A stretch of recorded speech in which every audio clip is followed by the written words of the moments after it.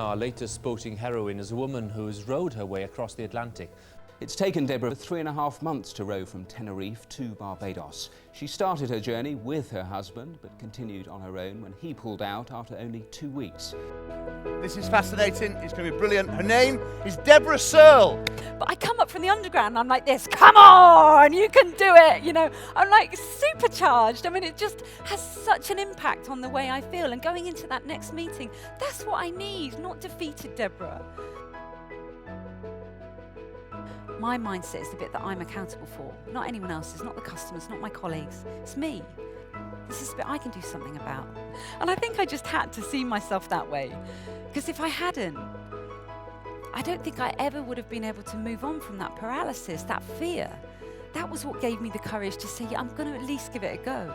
Debra Searle is definitely the best I have ever heard. I cried and I cried. She's amazing.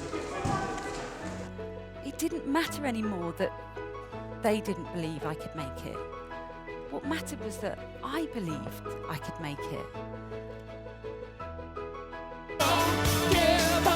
You know, it was that line there, don't give up. And it was, I know this sounds a bit crazy, but it was like he was singing it just to me. Like every time he sang it, it was like, come on, Debra, don't give up now. You've come way too far.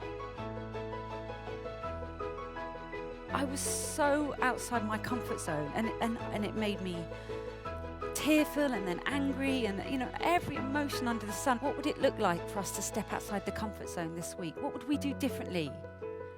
Because if we always do what we've always done, we'll always get what we've always got as a business. I was just blown away by it, as my team were. And I think getting out of your comfort zone and never giving up is just the key to everything. And choosing your own attitude. Is that his words, they were free. Those words cost nothing to say. And we all have this abundant supply, this unlimited supply of free words, and yet how do we choose to use them each day with our customers, with our colleagues? And it was contagious. These free words were contagious. I just think we've got to have every little tool in the bag so that we stay motivated and productive. Well, I do, because I'm not naturally the kind of person that kind of leaps out of bed in the morning full of the joys of spring. I hate those people. That's not me.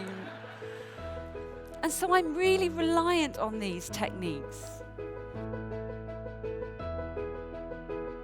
And I'd say out loud to myself, right, come on, Debra, choose your attitude. Which one is it going to be today? And I'd make myself pick one, although it had to be a positive one, because like negative ones were banned from the boat.